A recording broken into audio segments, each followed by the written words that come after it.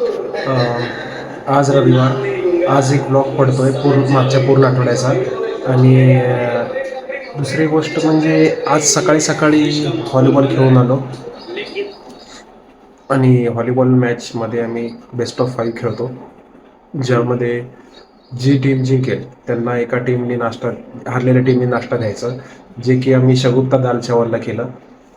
ते शूट करता नाही आलं, थोडं खेळायच्या एक्साइटमेंटमध्ये खूप दिवसानंतर आमच्या स्वतःच्या ग्राउंडवर खेळत होतो त्यामुळं. आणि आल्यानंतर थोडा आराम केला, आंघोळ करून नाश्ता केला आहे. मामा आला आहे, मामासुद्धा नाश्ता करतो आहे. इतकं उशीर मागच्या आठवड्याचा व्लॉगच एडिट करत होतो आणि आता बसून बघतोय श्रीमान भाऊचा व्लॉग, बांधली की फॅमिली. बघूया आता. आज तरी आईला घेऊन शेताला जायचं प्लॅन आहे. झालं तर बघूया, शेतही बघता येईल आपल्याला. आणि आजच्या पुरतं तरी प्लॅनिंग एवढंच की शेताला जाणं आणि संध्याकाळी आल्यानंतर संध्याकाळचा व्हॉलीबॉल गेम खेळणं. बघू आता पुढं काय काय होतं ते. शेताला जरा ऊन उतरल्यावर जायचं होतं मित्रांनो, पण बघू शकता की पाऊस पडायला लागलाय, विजा कडकडायला लागलेत. शेताला जायचं कारण असं की शेतामध्ये काय चालू आहे, कसं चालू आहे, पीक कसं येत आहे हे सुद्धा बघायचं झालं. आणि या झाडांसाठी सुद्धा माती आणायची होती येता येता. सध्या तरी पाऊस पडतोय, बघूया काय होत आहे. एन्जॉय करावी तुम्ही सुद्धा. मित्रांनो, खूप दिवसापासून एक पुस्तक आणलेलं आहे. ते पुस्तक वाचता येत नव्हतं, म्हणजे वाचण्यासाठी टाईम मिळत नव्हतं. आता टाईम आहे तर तो पुस्तक वाचेन. त्या पुस्तकाचं नाव आहे परी. सुधामूर्तींनी लिहिलेलं आणि अनुवाद उमा व्ही कुलकर्णी यांनी केलेलं. बघूया, याच नादाने पुस्तकही वाचण्याचं होईल आणि तेवढंच पावसाचा आनंद सुद्धा घेता येईल. आणि पावसाचा आनंद तुम्ही सुद्धा घ्या.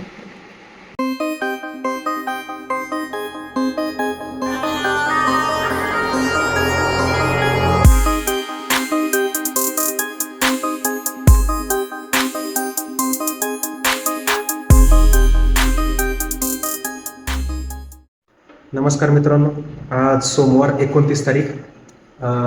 वटपौर्णिमा आणि बैलपोळा सुद्धा आहे. शाळा सकाळची ठेवल्यामुळं आज सकाळच्या शाळेत आलो आहे मी. सध्या तरी कुठले विद्यार्थी आलेले नाही आहेत. बघूया आता दिवसभरात काय होत आहे. आणि आज पोरांना गणवेश वाटप आहे. सध्या तरी शाळेचं अपडेट इतकंच, संध्याकाळी बघूया काय होत आहे. याच्या आधीच्या व्हिडिओमध्ये सुद्धा मी म्हटलं होतं आणि आता सुद्धा म्हणतो की आपण काहीतरी मदत करतो किंवा कुणाला तरी काहीतरी दान करतो, याचा आपण पब्लिसिटी करू नये या मताचा मी आहे. किंवा त्या गोष्टींचे फोटो टाकू नये या मताचा मी आहे. आणि प्रत्येक गोष्टीत एक पण असतं, तसं या गोष्टीमध्ये सुद्धा पण आहे माझ्यासाठी तरी. ते पण असं की ज्या लोकांना आपण केलेल्या मदतीची किंमत आहे किंवा ते लोक आपण केलेल्या मदतीची जाणीव ठेवत असतील तर आपण तिथं ती केलेली मदत कुठंही पसरवू नये, त्याला वेळ द्यावा केलेल्या मदतीला. त्याच्यानंतर दुसऱ्या टाईपचे लोक असतात की केलेल्या मदतीला सोडून, म्हणजे विसरून उगाच फुदकायला सुरू करतात. फुदकायला म्हणजे काय, ज्यांच्या मदतीने ते मोठे झालेत त्यांच्यासमोरच त्यांनी उड्या मारायला सुरू करतात, जसं की मी भारी, मी असं, मी तसं. त्या ठिकाणी मात्र आपण केलेल्या मदतीची नोंद ठेवावी, ठेवून पब्लिसिटी करावी की बाबा याला मी मदत केलं म्हणून हा मोठा झाला. असंच प्रत्येक गोष्टीत एक पण असतं, ते पण जाणून घ्यायचं आणि ते पण सिद्ध करण्यासाठी किंवा जर चांगला असेल तर ठीक आहे, पण वाईट असेल आपण केलेल्या मदतीचा किंवा कुठल्याही कामाचा, मी केलो म्हणून झालं, मी केलो म्हणून झालं जर असं म्हणत असेल, जे काम तुम्ही केलं आहे तर ते गोष्ट बाहेर आणायलाच पाहिजे. तसंच प्रत्येक गोष्टीत एक पण असतं, जसं जसं वेळ येत जाईल तसे जसे तुम्हाला पण मी सांगत जाईन. माझ्या बाबतीत तरी पण काय आहे, कसं आहे. सध्या तरी एवढंच, घरी येऊन बसलो आहे निवांत. 2 दिवसापासून पाऊस पडायला लागला. 2 दिवस म्हणण्यापेक्षा काल सकाळी पडलं, दुपारी थोडं ऊन पडलं, परत संध्याकाळी पाऊस होताच. आत्ता पण थोडं ऊन पडलं आहे. परत बघू संध्याकाळी काय होतं आहे. जर ग्राउंड ठीक असेल तर खेळता येईल, नाही तर बघूया काय होत आहे. सध्या तरी यूट्यूबवरती व्हिडिओ बघत बसलोय. आई गेली आहे वडाच्या झाडाची पूजा करण्यासाठी, वटपौर्णिमा साजरी करण्यासाठी. अं, बघू आता पुढं काय होतं ते. आमचं मोर्या ग्राउंड तरी सुरू झालं आहे सायपूलचं. 2-3 दिवस लाईट नव्हते म्हणून खेळता आलं नाही. हे बघा, PG सर, मयूर, आनंद सर, सुतार सर सगळे आलेले आहेत. हळूहळू प्लेयर येतील. आजपासून संध्याकाळी सुद्धा खेळ सुरू होईल. बघूया काय होत आहे ते. आज वार बुधवार, तारीख 1.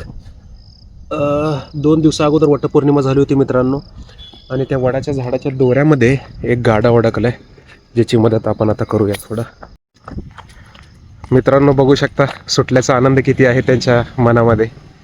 आणि या काकूंनी चाकू आणून दिलं घरातलं, नाहीतर आजच्या जमान्यात कोण मदत करतं. व्हिडिओ बनवायचं तात्पर्य एवढंच की माझे जे विद्यार्थी आहेत त्यांनाही असं मदत करायची इच्छा झाली तर कोणाचंही विचार न करता त्यांनी ही मदत करावं, आणि मदत तितकीच करावं जितकं आपल्याला त्रास होणार नाही. मदत दुसऱ्यांची करायला जाचाल आणि स्वतःला त्रास होईल असं काही करू नका. गाढव होतं, प्राणीच आहे, लात मारलं असतं तरीसुद्धा सावधपणे मी मदत केलं. तसंच तुम्हालाही कुठलं प्राणी व्यक्ती आढळला त्याची मदत करता येत असेल तर नक्कीच मदत करा. चला आजच्या पुरतं तरी इतकंच.